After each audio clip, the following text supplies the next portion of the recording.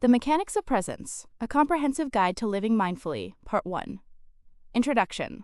The operational definition. To live mindfully is not to empty the mind.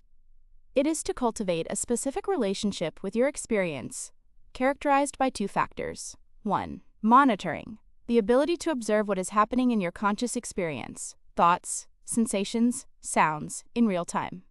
2. Acceptance.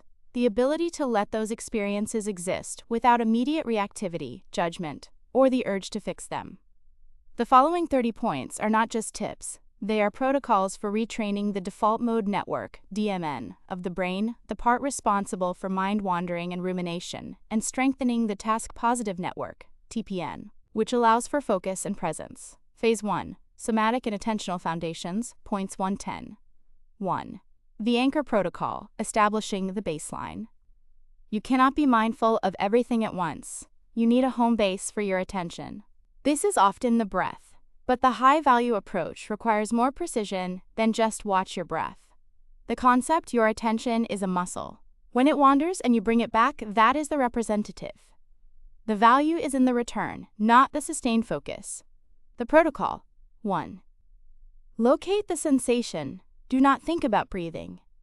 Feel the physical sensation. Choose one precise spot, the cool air hitting the rim of the nostrils, or the physical expansion of the belly. 2. Label the cycle. As you inhale, mentally note rising. As you exhale, note falling. This verbal label occupies the language center of the brain, reducing the likelihood of intrusive thoughts. 3. The 10-count loop. Count your breaths 1 to 10. If you get distracted, example, you suddenly realize you are thinking about lunch. You must start back at 1. Most people cannot get to 10 on the first try. Why it works? This forces you to use selective attention. By narrowing the aperture of your focus to a single physical sensation, you quiet the neural noise of the rest of the brain. Practical application. Use this immediately upon waking for 3 minutes to set a low reactive baseline for the day. 2. The body scan, somatic interoception. Most people live neck up, ignoring the body until it screams in pain.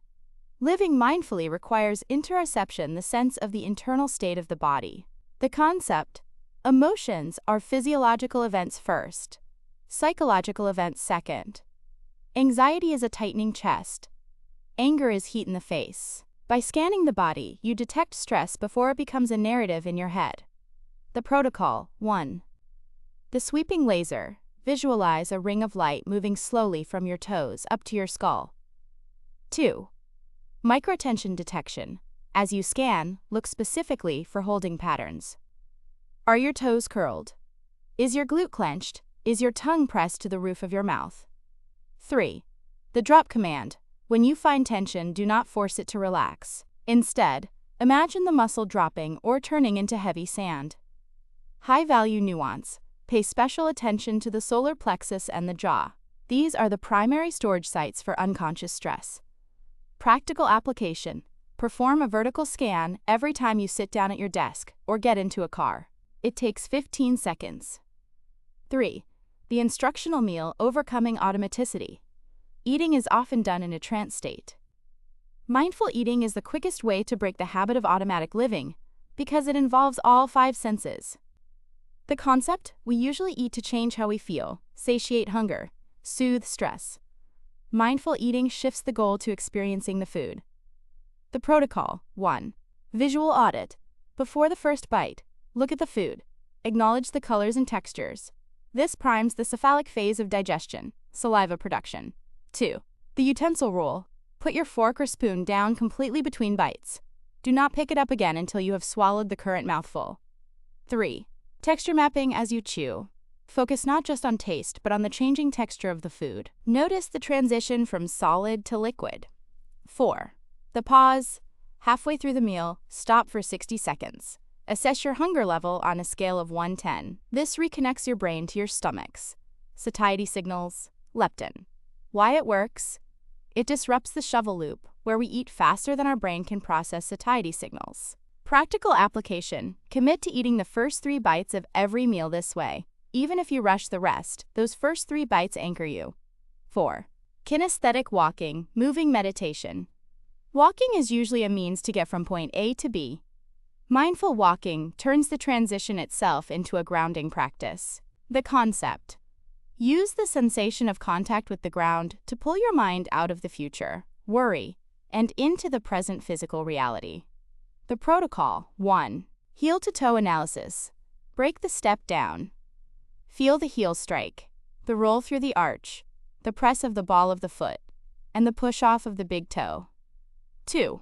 Syncing. Coordinate your breath with your steps. Inhale for 3 steps, exhale for 3 steps. This creates a rhythm that entrains the brainwaves into a calmer state. 3. Peripheral vision. Instead of looking down at your phone or focusing narrowly ahead, soften your gaze to 180 degrees. Take in motion and color without focusing on specific objects. Why it works: expanding your visual field to peripheral vision activates the parasympathetic nervous system relaxation response, countering the tunnel vision associated with stress. Practical application. Use this when walking to the bathroom, to your car, or between meetings. These transition zones are usually wasted time. Reclaim them. 5. The 5-4-3-2-1 grounding sequence. This is the emergency brake for the mind. If you are spiraling into anxiety or overwhelming overthinking, this cognitive sensory drill forces the brain back online. The concept: anxiety relies on what if, future. The senses can only perceive what is, present. You cannot smell the future. The protocol: 5 things you see. Name them silently. Be specific, not just wall, but the crack in the white paint. 4 things you feel. The fabric of your pants, the cold glass, the table texture. 3 things you hear. Distant traffic, the hum of the AC, your own breath. 2 things you smell. Coffee, rain, or just neutral air. 1 thing you taste. Toothpaste residue, gum, or the inside of your mouth. High-value nuance. Do not rush. Describe the sensory input in your mind with adjectives. The cognitive effort of finding the words is what breaks the anxiety loop. Practical application. Use immediately before a high-stakes presentation or during a conflict. 6. Single tasking, the anti-multitasking discipline. Multitasking is a myth. It is actually task switching, which degrades cognitive performance and increases cortisol. Living mindfully requires the discipline of single tasking. The concept: do one thing completely, then move to the next. The protocol. 1. Define the arc. State clearly, I am now answering emails. 2. Eliminate pollution. Close all other tabs. Put the phone face down. 3. Full immersion. If you are washing dishes, feel the water, smell the soap. If you are writing, look at the cursor. 4. Completion signal. When finished, close the laptop or dry your hands. Take 1 breath to mark the end before starting the next task. Why it works: this reduces attention residue, the cognitive fog that remains when you switch tasks too quickly. Practical application. Choose 1 mundane activity daily, brushing teeth, folding laundry, to perform with absolute single focus. 7. Shoshin, the beginner's mind. We often go through life on autopilot because we think we know what things are.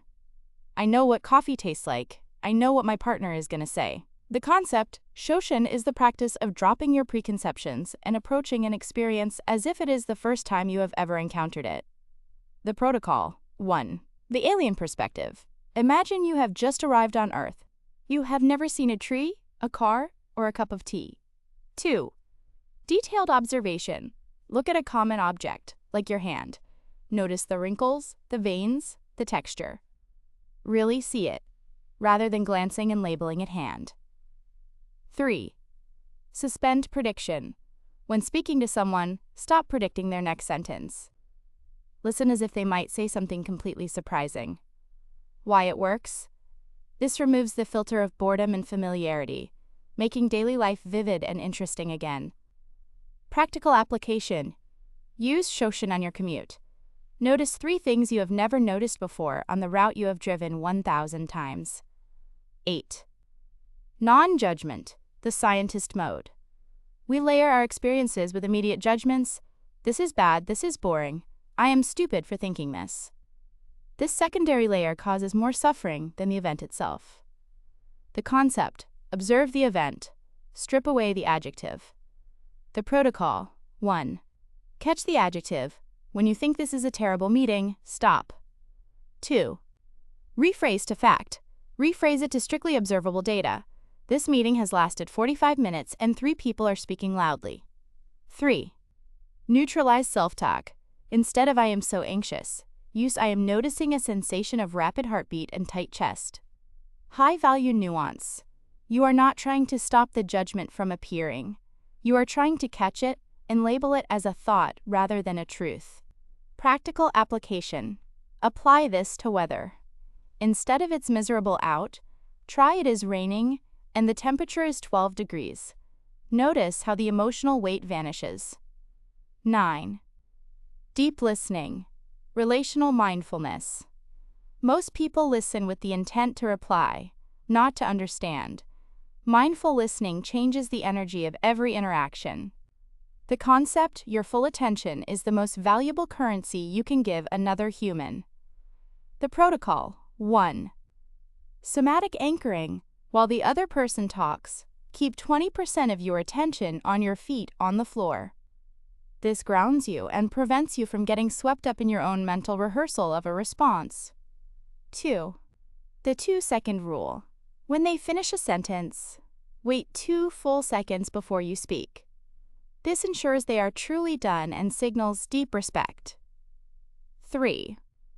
Looping. If you find your mind wandering, repeat their last 3 words silently in your head to re-engage. Why it works. It creates psychological safety for the other person and prevents misunderstandings. Practical application. Try this with your partner or a close friend. Do not offer advice. Just listen and mirror back what you heard. 10. Transition pauses, the micro hit. Living mindfully does not require 45 minutes of meditation.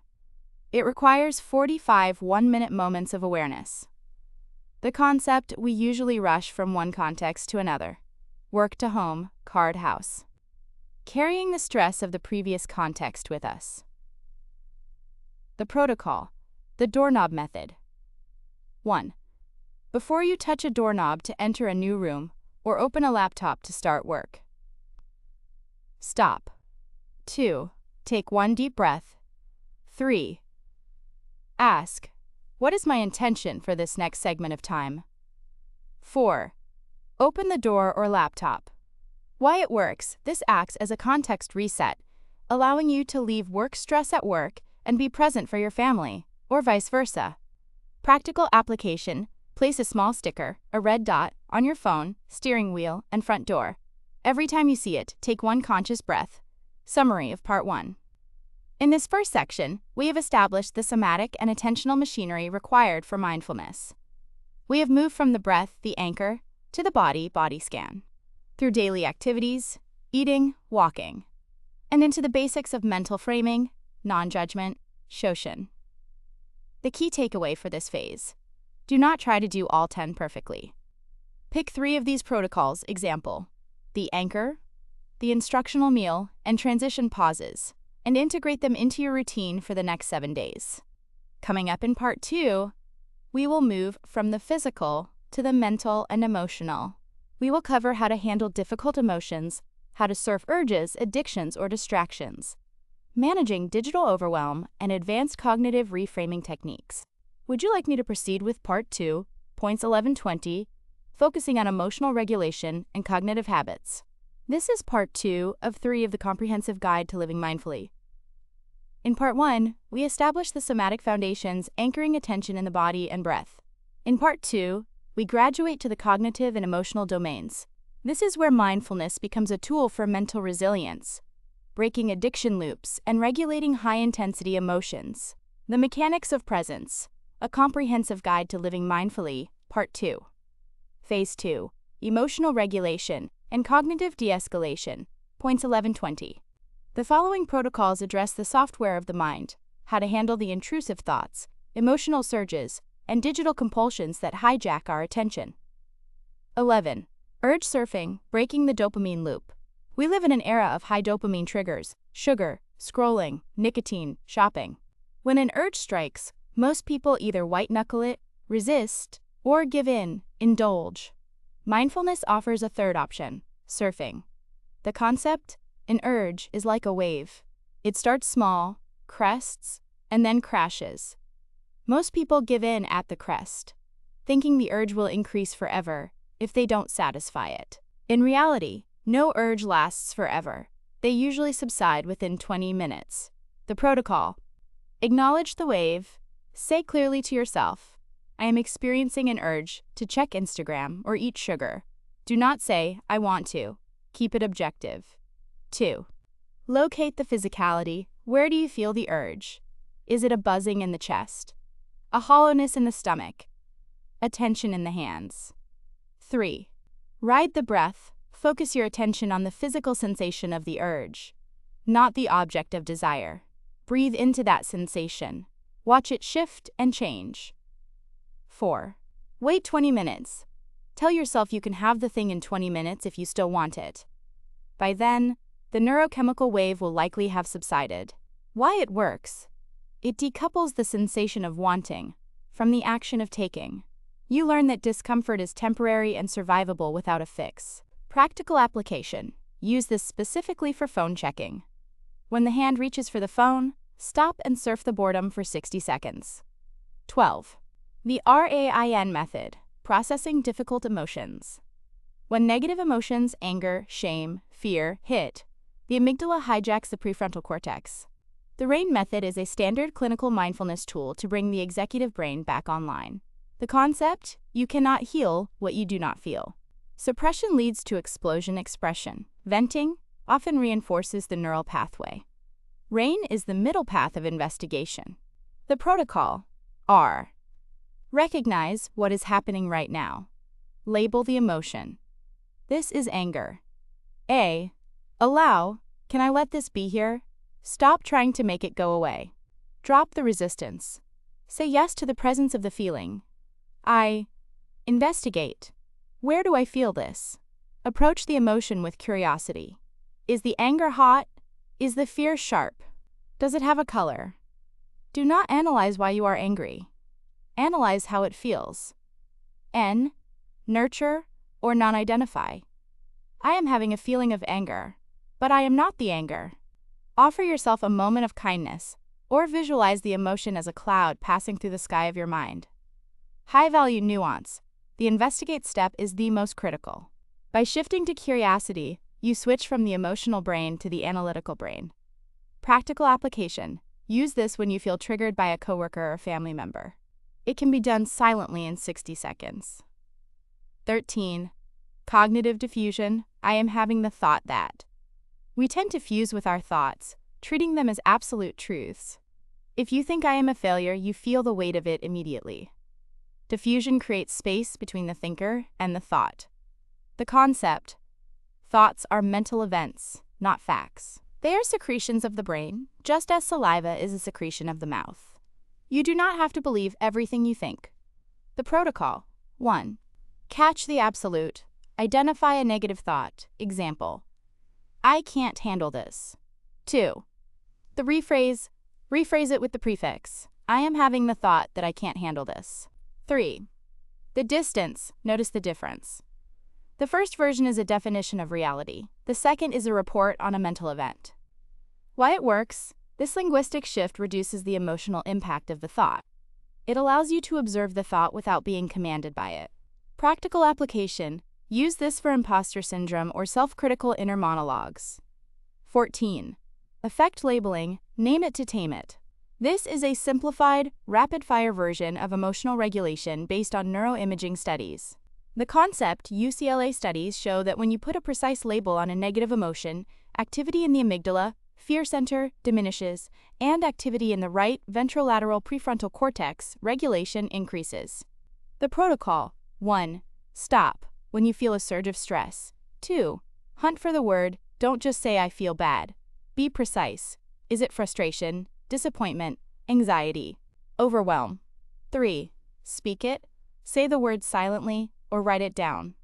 Why it works: the brain loves ambiguity because ambiguity signals potential danger. By naming the emotion, you render it concrete and finite, which signals safety to the nervous system. Practical application. Keep a feelings wheel or a list of emotional words on your desk. When stressed, find the exact word that matches your state. 15. The HALT protocol. Physiological check-in. Often, what we interpret as an emotional crisis is actually a physiological deficit. Mindfulness requires recognizing that the mind is embodied. The concept. Before you attempt to solve a complex psychological problem or have a difficult conversation, rule out the basics. The protocol. Stop and scan for these 4 states. H. Hungry.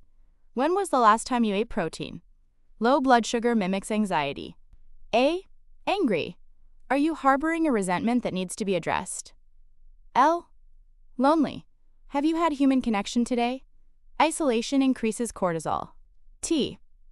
Tired. How did you sleep? Fatigue destroys emotional regulation. High-value nuance. If the answer is hungry or tired, do not attempt to do mindfulness meditation to fix it. Eat a sandwich or take a nap. That is the mindful action. Practical application. Use this before sending any angry email or making a major life decision. 16. Digital mindfulness. The grayscale and notification audit. Our devices are designed to fragment our attention. You cannot be mindful if your phone is constantly demanding you look at it. This protocol reclaims your attentional autonomy. The concept's color is a dopamine trigger. Red notification badges are evolutionary signals of importance, like blood or berries. Removing color makes the phone a tool, not a toy. The protocol. 1. Grayscale mode. Go into your phone settings, accessibility greater than display, and turn the screen to black and white. This makes Instagram and TikTok significantly less stimulating. 2. The human rule. Turn off all notifications except those from actual humans, texts, calls. No breaking news, no liked your photo, no game alerts. 3. The slot machine check.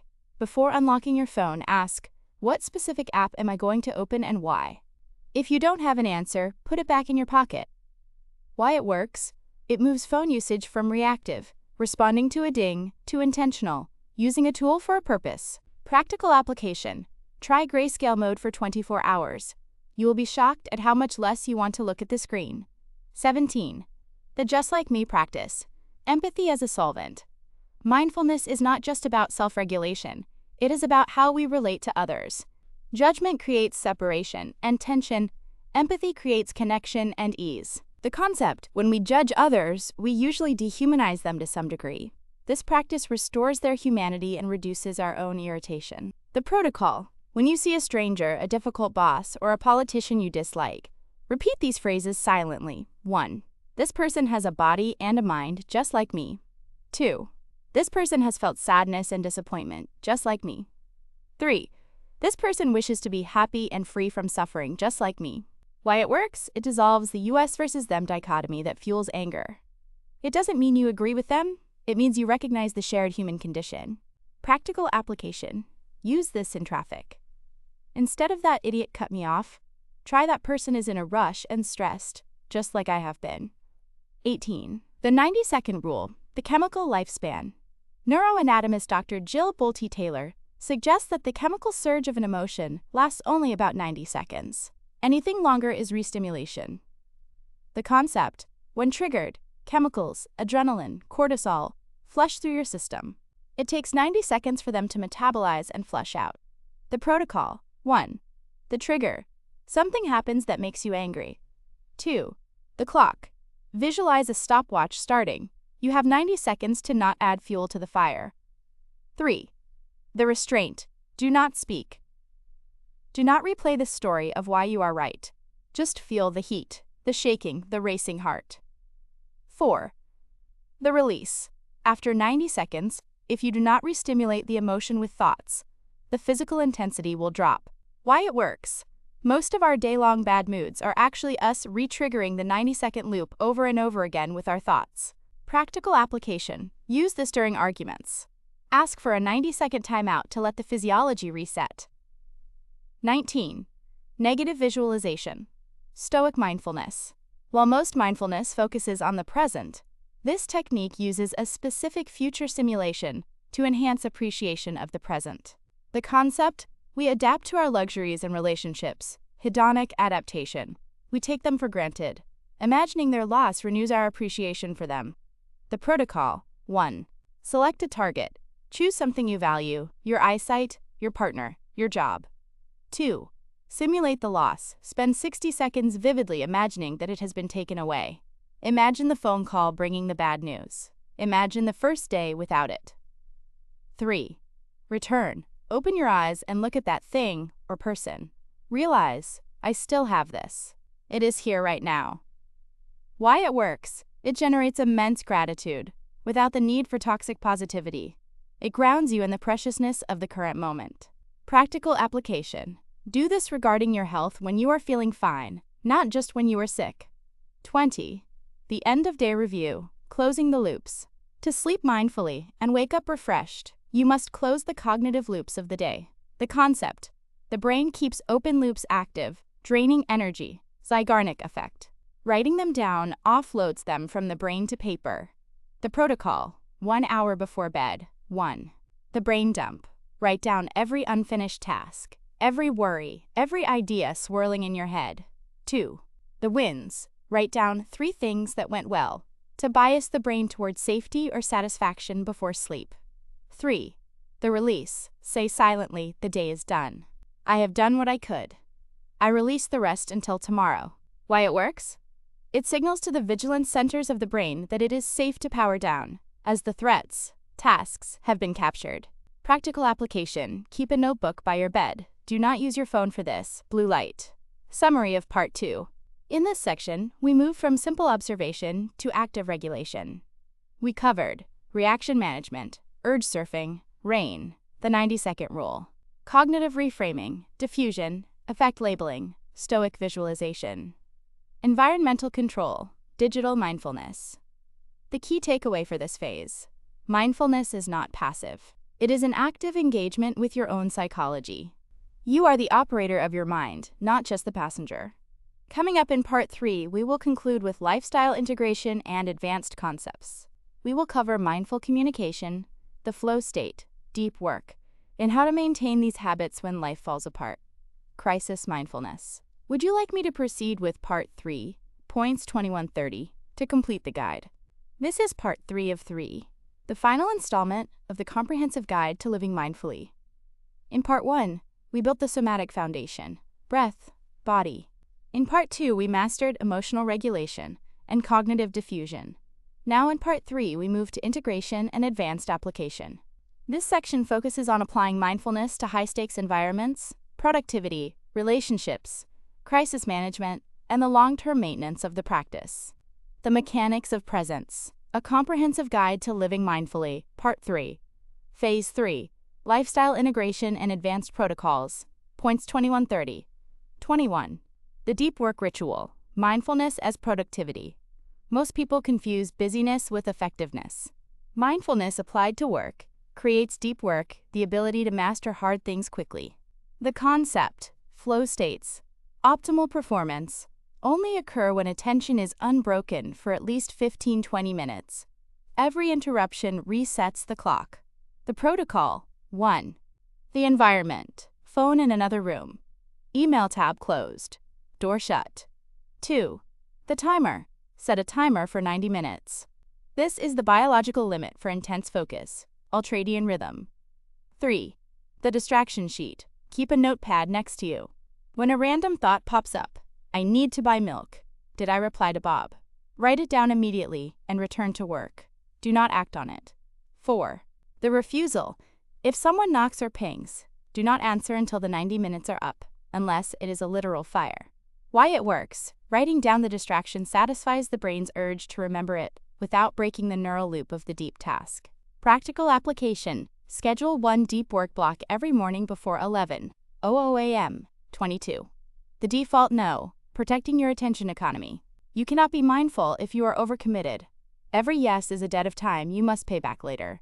The concept. Our default answer to requests is often yes because we want to be helpful or liked. This leads to resentment and mindless rushing. The protocol. 1.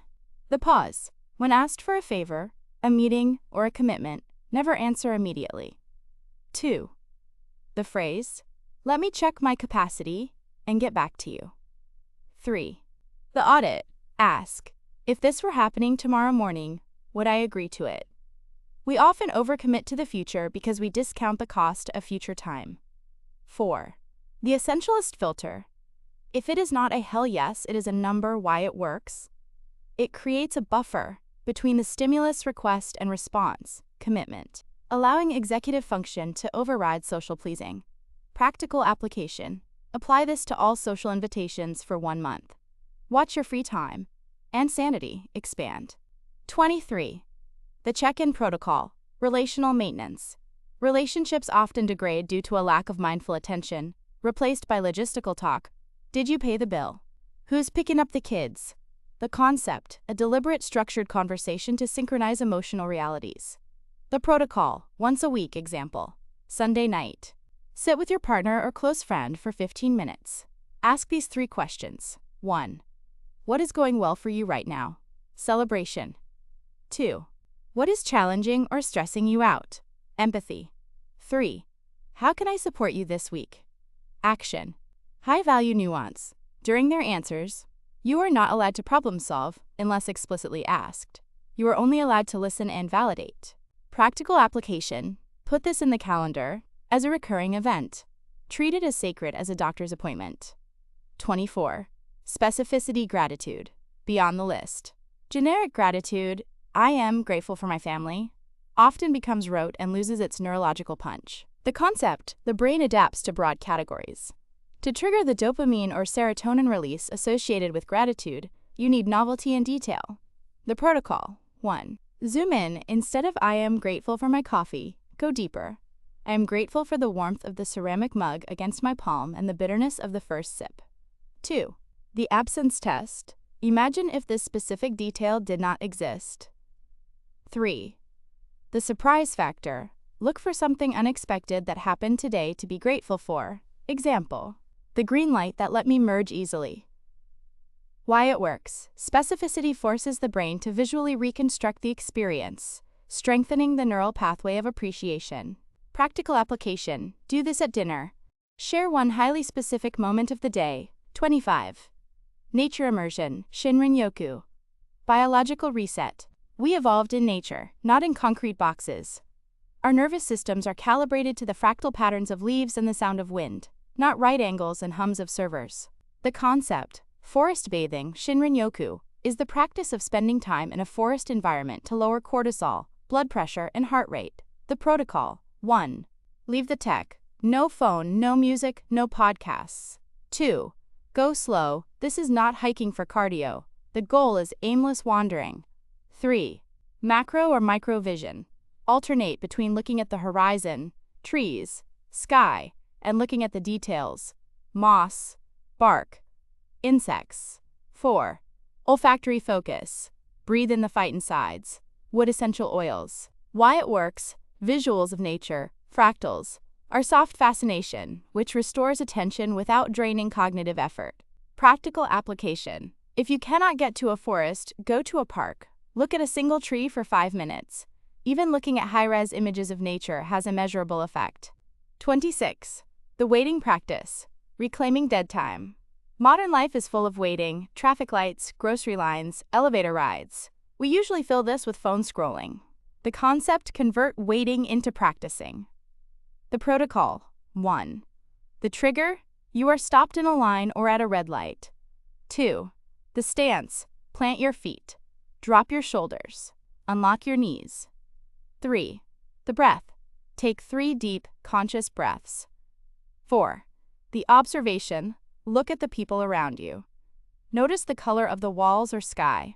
Listen to the ambient noise. Why it works. It turns frustration, waiting, into an opportunity for rest. You arrive at the front of the line, calmer than when you entered. Practical application. Commit to never pulling out your phone in a line that is shorter than 3 minutes. 27. Mindful commuting, the transition zone. The commute is often the most stressful part of the day. It can be transformed into a decompression chamber. The concept, use the transit time to shed the identity of worker before becoming home dweller. The protocol. 1. Audio off. Turn off the radio or podcast for the first 10 minutes. 2. Body scan. Notice the grip on the steering wheel or the sway of the train car. 3. The release visualization. Imagine the stress of the day flowing out of you with every mile you travel away from the workplace. 4. The arrival intention. Before you open the car door or house door, set an intention. I am entering my home to be present and kind. Practical application. Use a specific landmark on your route, a bridge, a specific sign, as the trigger to switch modes. 28. Crisis mindfulness, the STOP method. When a real crisis hits an injury, a firing, a breakup, standard meditation feels impossible. You need a trauma-informed protocol. The concept, when the sympathetic nervous system floods, fight or flight or freeze. The priority is safety and stabilization, not insight. The protocol S, stop. Literally stop moving. Don't send the text. Don't hit send. Freeze the body. T, take a breath, force a long exhale. The exhale triggers the parasympathetic brake. O, observe. What is happening externally? I am standing in the kitchen. There is glass on the floor. What is happening internally? My heart is racing. I feel sick. P, proceed. Ask, what is the single most constructive thing I can do right now? Example, pick up the glass, call a friend, drink water. Why it works? It inserts a wedge of cognition between the stimulus and the catastrophic reaction. Practical application. Memorize the acronym STOP. Write it on a sticky note on your mirror. 29. Metta, loving kindness, for self, the antidote to shame. Mindfulness reveals how harsh we are to ourselves. We would never speak to a friend the way we speak to ourselves in our heads. The concept, you cannot hate yourself into improvement. Shame is a poor fuel for long-term change. The protocol, 1. Hand on heart, place your hand on your chest. The physical touch releases oxytocin. 2. The phrases, repeat silently, may I be safe, may I be healthy, may I be happy, may I live with ease. 3. The resistance, you will likely feel resistance. I don't deserve this. That is okay. Let the resistance be there, and say the phrases anyway. Why it works? It rewires the brain's relationship to the self, from enemy or critic to ally or caretaker. Practical application. Do this for 2 minutes when you have made a mistake or feel inadequate. 30. The begin again rule, the meta protocol. This is the most important rule of all. The concept, you will fail. You will yell at your kids. You will doom scroll for 2 hours. You will forget to be mindful for weeks at a time. This is not a failure of the practice, it is the practice. The protocol, 1. The recognition, oh, I've been lost in thought or anger or distraction. 2. The non-judgment, do not berate yourself. Ah, there I went. 3. The return, simply begin again. Right now, in this breath. High-value nuance. The moment you realize you were distracted is a moment of mindfulness. It is a victory, not a defeat. Practical application. Treat every moment as a fresh start. There is no ruining a day. There is only the current moment. Conclusion, the path forward. Living mindfully is not a destination, it is a trajectory. It is the repeated act of waking up from the trance of automaticity. You now have a comprehensive toolkit. 1.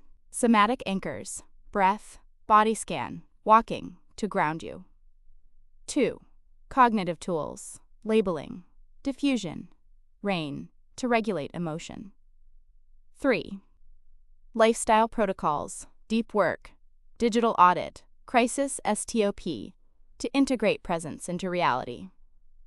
Final instruction, do not try to implement all 30 points at once. That is a recipe for failure. Week 1, master the anchor protocol, point 1, and the transition pause, point 10. Week 2, add the instructional meal, point 3, and digital grayscale, point 16. Week 3, begin urge surfing, point 11. Go slowly, be consistent. Begin again.